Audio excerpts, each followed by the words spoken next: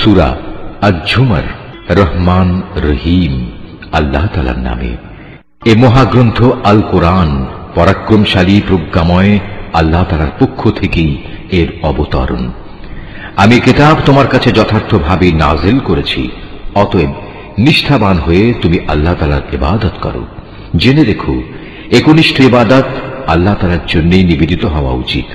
যারা আল্লাহ তাআলার বদলে অন্যদের অভিভাবক হিসেবে গ্রহণ করে তারা বলে, আমরা তো এদের ইবাদত এছাড়া অন্য কোনো কারণে করি না যে এরা আমাদের আল্লাহ তাআলার নিকটবর্তী করে দেয়।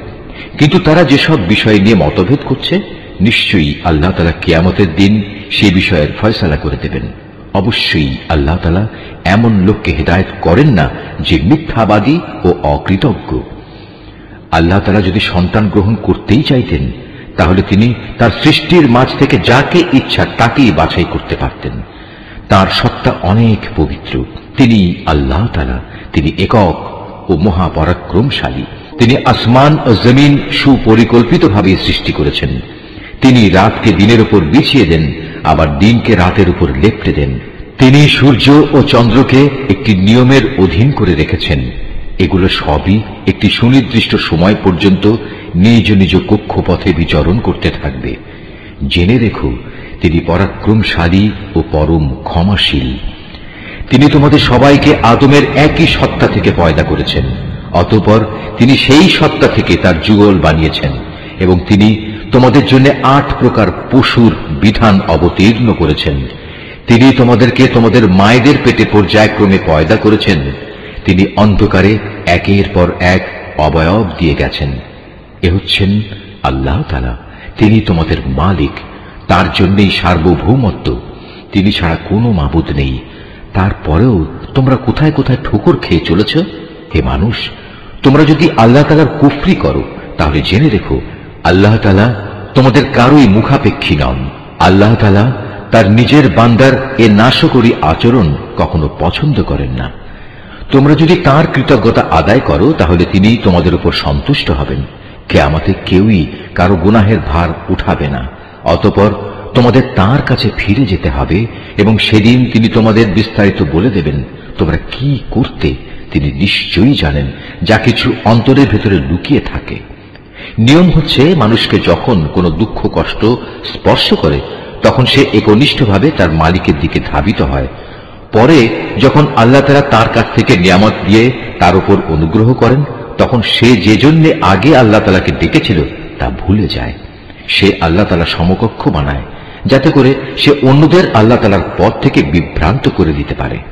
হে নবী, তুমি এমন লোকদের বলে দাও, নিজের কুফরির আরাম আয়েশ হাতে গোনা কয়টি দিনের জন্য ভোগ করে নাও, পরিণামে তুমি অবশ্যই জাহান্নামী হবে। যে ব্যক্তি রাতের বেলায় বিনয়ের সাথে সাজদাবনত হয় কিংবা দাঁড়িয়ে আল্লাহ তাআলার ইবাদত করে এবং পরকালের আযাবের ভয় করে, সর্বাবস্থায় তার মালিকের অনুগ্রহ প্রত্যাশা করে, হে নবী, এদের বলো, যারা আল্লাহ তাআলাকে জানে আর যারা তাকে জানে না তারা কি এক সমান? আসলে একমাত্র জ্ঞানবান ব্যক্তিরাই এসব তারতম্য থেকে উপদেশ গ্রহণ করতে পারে। হে নবী, এদের বলে দাও, হে আমার বান্দারা যারা ঈমান এনেছো, তোমরা তোমাদের মালিককে ভয় করো। যারা এই দুনিয়ায় কোনো কল্যাণকর কাজ করবে তাদের জন্য পরকালেও মহা কল্যাণ থাকবে। আল্লাহ তাআলার জমিন অনেক প্রশস্ত। উপরন্তু ধৈর্যশীলদের পরকালে অপরিমিত পুরস্কার দেয়া হবে। হে নবী, তুমি বলো, আমাকে আদেশ দেয়া হয়েছে একান্ত নিষ্ঠার সাথে আমি যেন আল্লাহ তাআলার ইবাদত করি। আমাকে আদেশ দেয়া হয়েছে আমি যেন আল্লাহ তাআলার সামনে আত্মসমর্পণকারীদের মধ্যে অগ্রণী হই। তুমি বলো, আমি যদি আমার মালিকের নাফরমানি করি তাহলে আমি আমার উপর একটি মহা দিনের শাস্তির ভয় করি। তুমি বলো, আমি একান্ত নিষ্ঠাবান হয়েই আল্লাহ তাআলার ইবাদত করি। তোমরা তাকে বাদ দিয়ে যারই চাও গোলামি করো। হে নবী, তুমি বলো, ভারী ক্ষতিগ্রস্ত হবে তারা যারা অন্যের গোলামি করার কারণে কিয়ামতের দিন নিজেদের এবং নিজেদের পরিবার পরিজনদের ভীষণ ক্ষতি করবে। তোমরা জেনে রেখো, এই আখিরাতের ক্ষতি হচ্ছে সুস্পষ্ট ক্ষতি। তাদের জন্য তাদের উপর থেকে ছায়া দানকারী আগুনের মেঘমালা থাকবে, তাদের নিচের দিক থেকেও থাকবে আগুনেরই বিছানা। এ হচ্ছে সে বিভৎস আযাব যা দিয়ে আল্লাহ তাআলা তার বান্দাদের ভয় দেখাচ্ছেন। অতএব হে আমার বান্দারা, তোমরা আমাকে ভয় করো। যারা শয়তানি শক্তির গোলামি করা থেকে বেঁচে থেকেছে এবং একনিষ্ঠভাবে আল্লাহ তাআলার দিকেই ফিরে এসেছে, তাদের জন্য রয়েছে মহা সুসংবাদ। অতএব হে নবী, তুমি আমার এমন সব বান্দাদের সুসংবাদ দাও যারা মনোযোগ সহকারে আমার কথা শোনে এবং ভালো কথাসমূহের অনুসরণ করে। এরাই হচ্ছে সেসব সৌভাগ্যবান লোক যাদের আল্লাহ তাআলা সৎ পথে পরিচালিত করেন। আর সত্যিকার অর্থে এরাই হচ্ছে বোধ শক্তি সম্পন্ন মানুষ। হে নবী, যে ব্যক্তির উপর আল্লাহ তাআলার আযাবের হুকুম অবধারিত হয়ে গেছে তাকে কে বাঁচাবে? তুমি কি তাকে বাঁচাতে পারবে যে জাহান্নামে চলে গেছে? তবে যারা তাদের মালিককে ভয় করে তাদের জন্য বেহেশতে প্রাসাদের উপর প্রাসাদ বানানো থাকবে, যার পাদদেশে ঝর্ণাধারা প্রবাহিত থাকবে। এটা হচ্ছে আল্লাহ তাআলার ওয়াদা, আর আল্লাহ তাআলা কখনো তার ওয়াদা বরখেলাফ করেন না। হে মানুষ, তুমি কি কখনো এটা পর্যবেক্ষণ করনি যে আল্লাহ তাআলা আসমান থেকে পানি বর্ষণ করেন, অতঃপর তিনি তা জমিনের প্রস্রবণগুলোতে প্রবেশ করেন, পরে তিনি আবার তা দিয়ে জমিন থেকে রং বেরঙের ফসল বের করে আনেন। কিছুদিন পরে তা আবার শুকিয়েও যায়, ফলে তোমরা তাকে পীত বর্ণের ফসল হিসেবে দেখতে পাও। অতঃপর তিনি তাকে আবার খড়কুটায় পরিণত করেন। অবশ্যই এতে এই নিয়মের মধ্যে জ্ঞানবানদের জন্য বড় রকমের উপদেশ রয়েছে। অতঃপর তুমি বলো, হে নবী, যার অন্তরকে আল্লাহ তাআলা ইসলামের জন্য উন্মুক্ত করে দিয়েছেন সে ব্যক্তি তার প্রতিপালকের পক্ষ থেকে পাওয়া একটি হেদায়েতের নূরের উপর রয়েছে। দুর্ভোগ হচ্ছে সেসব লোকের জন্য যাদের অন্তর আল্লাহ তাআলার স্মরণ থেকে কঠোর হয়ে গেছে। মূলত এরাই সুস্পষ্ট গুমরাহিতে নিমজ্জিত রয়েছে। আল্লাহ তাআলা সর্বোৎকৃষ্ট বাণী নাজিল করেছেন, তা এমন উৎকৃষ্ট কিতাব যার প্রতিটি বাণী পরস্পরের সাথে সামঞ্জস্যশীল, অভিন্ন, যেখানে আল্লাহর ওয়াদাগুলো বারবার পেশ করা হয়েছে। যারা তাদের মালিককে ভয় করে এই কিতাব শোনার ফলে তাদের চামড়া ও শরীর কেঁপে ওঠে, অতঃপর তাদের দেহ ও মন বিগলিত হয়ে আল্লাহ তাআলার স্মরণে ঝুঁকে পড়ে। এই কিতাব হচ্ছে আল্লাহ তাআলার হেদায়েত। এর দ্বারা তিনি যাকে চান তাকে সঠিক পথ দেখান। আল্লাহ তাআলা যাকে গুমরাহ করেন তার আসলেই কোনো পথ প্রদর্শক নেই। যে ব্যক্তি কিয়ামতের দিন তার মুখের দ্বারা কঠিন শাস্তি ঠেকাতে চাইবে সে কি তার মতো হবে যাকে সে শাস্তি থেকে নিরাপদ রাখা হয়েছে? সেদিন জালেমদের বলা হবে, তোমরা দুনিয়ায় যা কামাই করেছিলে আজ তারই মজা ভোগ করো। তাদের আগের লোকেরাও নবীদের উপর মিথ্যা আরোপ করেছে, আর এমন দিক থেকে আল্লাহ তাআলার আযাব তাদের উপর এসে তাদের গ্রাস করল যে তারা টেরই পায়নি। অতঃপর আল্লাহ তাআলা তাদের দুনিয়ার জীবনে অপমানিত করলেন, তাদের জন্য আখিরাতের আযাব হবে আরো গুরুতর। কত ভালো হতো যদি তারা কথাটা জানত। আমি কোরআনে মানুষদের বোঝানোর জন্য ছোট বড় সব ধরনের উদাহরণই পেশ করেছি, যাতে করে তারা উপদেশ গ্রহণ করতে পারে। এ কোরআন আমি বিশুদ্ধ আরবি ভাষায় নাজিল করেছি, এতে কোনো জটিলতা নেই। এর উদ্দেশ্য যেন তারা আল্লাহ তাআলার নাফরমানি থেকে বাঁচতে পারে। আল্লাহ তাআলা তোমাদের বোঝার জন্য একটি উদাহরণ উপস্থাপন করেছেন। উদাহরণটি হচ্ছে দুজন মানুষের। এদের একজন মানুষ হচ্ছে গোলাম, যার বেশ কজন মালিক রয়েছে, যারা আবার পরস্পর বিরোধী প্রত্যেকেই গোলামটিকে নিজের দিকে টানতে চাচ্ছে। আর এক ব্যক্তি যে কেবল একজনেরই গোলাম। তুমি বলো, হে নবী, এই দুজন গোলাম কি এক সমান হবে? না, কখনো নয়। সমস্ত প্রশংসা আল্লাহ তাআলার, কিন্তু তাদের অধিকাংশ লোকই জানে না। অবশ্যই একদিন তুমি মারা যাবে, তারাও নিঃসন্দেহে একদিন মৃত্যু মুখে পতিত হবে। অতঃপর নিজেদের কাজের জন্য একে অপরকে দায়ী করে তোমরা কিয়ামতের দিন তোমাদের মালিকের সামনে বাক বিতণ্ডা করতে থাকবে। সে ব্যক্তির চাইতে বড় জালেম আর কে হতে পারে যে আল্লাহ তাআলার উপর মিথ্যা আরোপ করে এবং একবার তার কাছে সত্য দিন এসে যাওয়ার পরেও যে ব্যক্তি তা মিথ্যা প্রতিপন্ন করে। এমন সব কাফেরদের ঠিকানা কি জাহান্নামে হওয়া উচিত নয়? অপরদিকে যে ব্যক্তি স্বয়ং এ সত্য দিন নিয়ে এসেছে এবং যে ব্যক্তি এ সত্যকে সত্য বলে মেনে নিয়েছে ওদের আযাব থেকে বাঁচিয়ে দেয়া হবে। তাদের জন্য তাদের মালিকের কাছে সে সব কিছুই থাকবে যা তারা পেতে চাইবে। মূলত এটা হচ্ছে সৎ কর্মশীল লোকদের পুরস্কার। কেননা এরা যা কিছু মন্দ কাজ করেছিল আল্লাহ তাআলা তা মিটিয়ে দেবেন এবং তাদের ভালো কাজসমূহের জন্য তিনি তাদের উত্তম পুরস্কার দেবেন। আল্লাহ তাআলা কি তার বান্দা মুহাম্মাদের হেফাজতের জন্য যথেষ্ট নন? হে নবী, এরা তোমাকে আল্লাহ তাআলার পরিবর্তে অন্যদের ভয় দেখায়। আল্লাহ তাআলা যাকে বিভ্রান্ত করেন তার আসলে কোনোই পথ প্রদর্শক নেই। আবার যাকে আল্লাহ তাআলা স্বয়ং পথ প্রদর্শন করেন তাকে কেউই পথভ্রষ্ট করতে পারে না। আল্লাহ তাআলা কি পরাক্রমশালী ও কঠোর প্রতিশোধ গ্রহণকারী সত্তা নন? হে নবী, যদি তুমি এদের কাছে জিজ্ঞেস করো আকাশমালা ও জমিন কে সৃষ্টি করেছে, সাথে সাথেই ওরা বলবে আল্লাহ তাআলাই এসব সৃষ্টি করেছেন। এবার তাদের তুমি বলো, তোমরা কখনো ভেবে দেখেছ কি, যদি আল্লাহ তাআলা আমাকে কোনো কষ্ট পৌঁছাতে চান তাহলে তিনি ছাড়া যাদের তোমরা ডাকো তারা কি সে কষ্ট দূর করতে পারবে? কিংবা তিনি যদি আমার উপর তার অনুগ্রহ করতে চান তাহলে এরা তার সে অনুগ্রহ কি রোধ করতে পারবে? হে নবী, তুমি বলো আমার জন্য আল্লাহ তাআলাই যথেষ্ট। যারা নির্ভর করতে চায় তাদের তো তার উপরেই নির্ভর করা উচিত। হে নবী, এদের তুমি বলো, হে আমার জাতি, তোমরা তোমাদের জায়গায় কাজ করে যাও, আমিও আমার জায়গায় কাজ করে যাচ্ছি। শীঘ্রই তোমরা জানতে পারবে কার উপর দুনিয়ায় অপমানকর আযাব আসবে এবং আখিরাতেই বা কার উপর স্থায়ী আযাব নাজিল হবে। হে নবী, আমি মানুষের জন্য তোমার উপর সত্য দ্বীন সহ এ কিতাব নাজিল করেছি। অতঃপর যে কেউ হেদায়েত পেতে চাইবে সে তা করবে একান্ত তার নিজের জন্যই, আর যে ব্যক্তি গোমরাহ হয়ে যায় তার উপর এ গোমরাহির ফল তার নিজের উপরই বর্তাবে। আর তুমি তো তাদের উপর কোনো তত্ত্বাবধায়ক নাও। আল্লাহ তাআলা মানুষদের মৃত্যুর সময় তার প্রাণ বায়ু বের করে নেন, আর যারা ঘুমের সময় মরেনি তিনি তখন তাদেরও রূহ বের করেন। অতঃপর যার উপর তিনি মৃত্যু অবধারিত করেন তার প্রাণ তিনি ছেড়ে না দিয়ে রেখে দেন এবং বাকি রূহদের একটি সুনির্দিষ্ট সময়ের জন্য ছেড়ে দেন। এই গোটা ব্যবস্থাপনার মধ্যে এমন সম্প্রদায়ের জন্য নিদর্শন রয়েছে যারা বিষয়টি নিয়ে চিন্তা ভাবনা করে। তবে কি এরা আল্লাহ তাআলাকে বাদ দিয়ে অন্যদের সুপারিশকারী হিসেবে গ্রহণ করেছে? হে নবী, তুমি এদের বলো, যদিও তোমাদের এসব সুপারিশকারী কোনো কিছুই করার ক্ষমতা রাখে না, না তাদের কোনো জ্ঞান বুদ্ধি আছে, বলো হে নবী, যাবতীয় সুপারিশ একমাত্র আল্লাহ তাআলার জন্যই। আসমান সমূহ এবং পৃথিবীর সার্বভৌমত্ব একমাত্র আল্লাহ তাআলার জন্য। অতঃপর তোমরা সবাই তাঁর দিকেই ফিরে যাবে।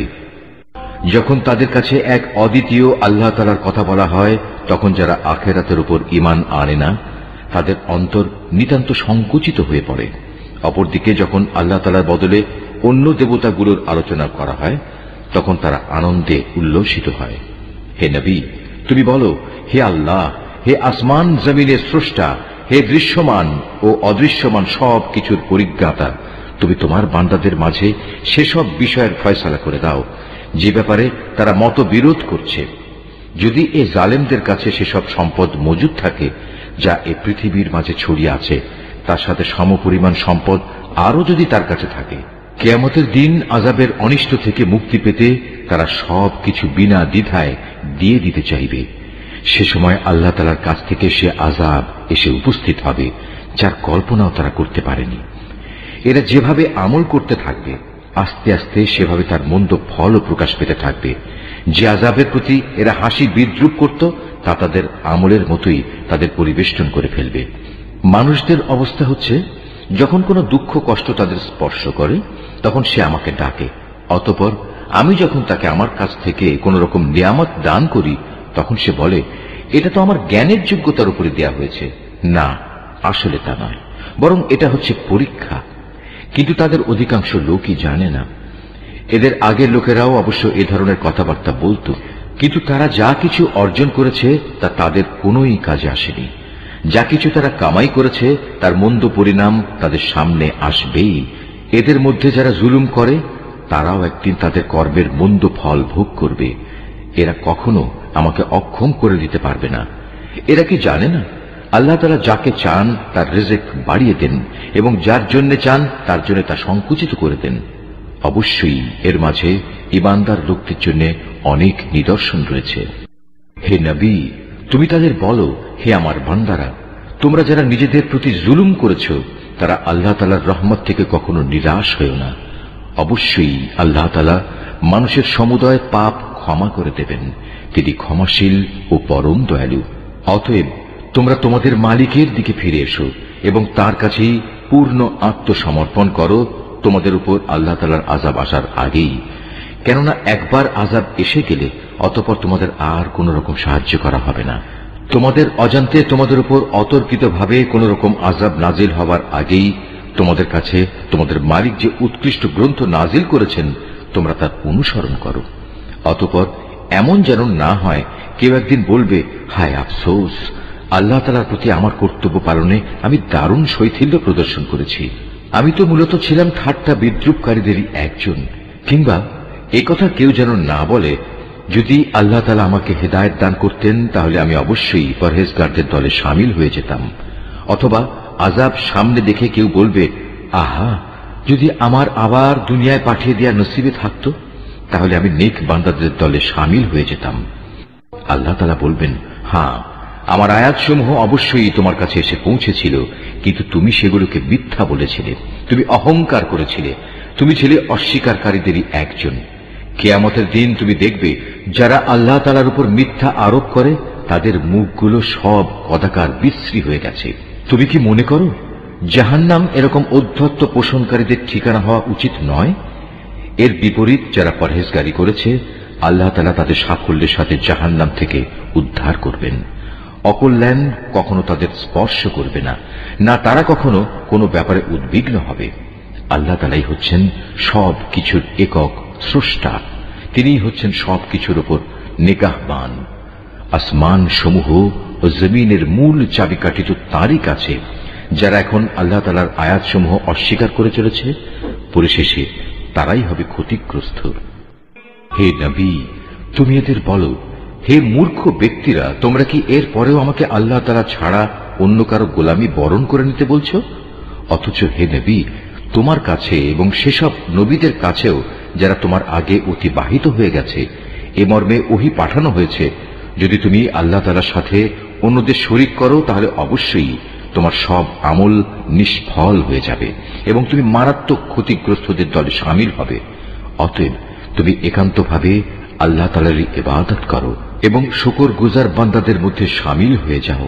আসলে এই মূর্খ লোকগুলো আল্লাহ তাআলার সেভাবে মূল্যায়নই করেনি যেভাবে তার মূল্যায়ন করা উচিত ছিল। কিয়ামতের দিন গোটা পৃথিবী থাকবে তার হাতের মুঠোয় এবং আসমানগুলো একে একে ভাঁজ করা অবস্থায় তার ডান হাতে থাকবে। পবিত্র ও মহান তিনি। ওরা তার সাথে যা কিছু শিরক করে তার থেকে তিনি অনেক ঊর্ধ্বে। যখন প্রথমবার সিঙায় ফুৎকার দেওয়া হবে তখন আসমান সমূহ ও জমিনে যা কিছু আছে তার সব কিছুই বেহুশ হয়ে যাবে। অবশ্য আল্লাহ তাআলা যা চান তার কথা আলাদা। অতঃপর আবার সিঙায় ফুৎকার দেওয়া হবে, তখন তারা সবাই দণ্ডায়মান হয়ে সে বিভৎস দৃশ্য দেখতে থাকবে। এ সময় জমিন তার মালিকের নূরের ঝলকে উদ্ভাসিত হয়ে উঠবে। মানুষের কর্মফলের নথিপত্র সামনে রাখা হবে। নবীদের ও অন্যান্য সাক্ষীদের এনে হাজির করা হবে। তাদের সবার সাথে ন্যায় বিচার করা হবে। তাদের কারো উপর বিন্দুমাত্র জুলুম করা হবে না। প্রত্যেক মানুষকে সে পরিমাণ প্রতিফল দেয়া হবে যে পরিমাণ কাজ সে করে এসেছে, কারণ আল্লাহ তাআলা সে বিষয়ে সম্যক অবগত আছেন যা কিছু তারা প্রতিনিয়ত করে বেড়াত। যেসব লোক কুফরি করেছে তাদের দলে দলে জাহান্নামের দিকে তাড়িয়ে নেওয়া হবে। এমনই তাড়া খেয়ে যখন তারা জাহান্নামের কাছে পৌঁছবে তখন সাথে সাথেই তার সদর দরজা খুলে দেয়া হবে এবং তার রক্ষী ফেরেশতারা ওদের বলবে, তোমাদের কাছে কি তোমাদের মধ্যে থেকে কোনো রাসূল আসেনি যারা তোমাদের কাছে তোমাদের মালিকের কিতাবের আয়াতসমূহ তেলাওয়াত করত এবং তোমাদের এমনই একটি দিনের সাক্ষাৎ সম্বন্ধে সতর্ক করে দিত? ওরা বলবে, হ্যাঁ, অবশ্যই এসেছিল। কিন্তু কাফেরদের ব্যাপারে আল্লাহ তাআলার সে আযাব সম্পর্কিত ওয়াদাই আজ বাস্তবায়িত হয়ে গেল। ওদের তখন বলা হবে, যাও, প্রবেশ করো জাহান্নামের দরজা দিয়ে, তোমরা সেখানেই চিরদিন থাকবে। ঔদ্ধত্য প্রকাশকারীদের জন্য কত নিকৃষ্ট হবে এই ঠিকানা। অপরদিকে যারা তাদের মালিককে ভয় করেছে তাদের সবাইকে দলে দলে জান্নাতের দিকে নিয়ে যাওয়া হবে। এমনি করে যখন সেখানে তাদের জান্নাতের দোরগোড়ায় এনে হাজির করানো হবে এবং তার দরজাসমূহ আগে থেকেই তাদের জন্য খুলে রাখা হবে, উষ্ণ অভিনন্দন জানিয়ে তার রক্ষী ফেরেশতারা তাদের বলবে, তোমরা সুখে থাকো, চিরন্তন জীবন কাটানোর জন্য এখানে দাখিল হয়ে যাও। তারা সেখানে প্রবেশ করে কৃতজ্ঞ চিত্তে বলবে, সমস্ত তারিফ আল্লাহ তাআলার, যিনি আমাদের দেয়া তাঁর প্রতিশ্রুতি পূরণ করেছেন এবং আমাদের এ ভূমির অধিকারী বানিয়ে দিয়েছেন। এখন আমরা এই জান্নাতের যেখানে ইচ্ছা সেখানেই বসবাস করব। সদাচারীদের এ পুরস্কার কতই না উত্তম। হে নবী, সেদিন তুমি ফেরেশতাদের দেখতে পাবে, ওরা আরশের চারিদিকে ঘিরে তাদের মালিকের সপ্রশংস পবিত্রতা ও মহিমা ঘোষণা করে চলেছে। সেদিন ইনসাফের সাথে সবার বিচার কার্য যখন সম্পন্ন হবে, চারদিক থেকে একই ঘোষণা ধ্বনিত হবে, সবটুকু প্রশংসাই সৃষ্টিকুলের মালিক আল্লাহ তাআলার জন্যে।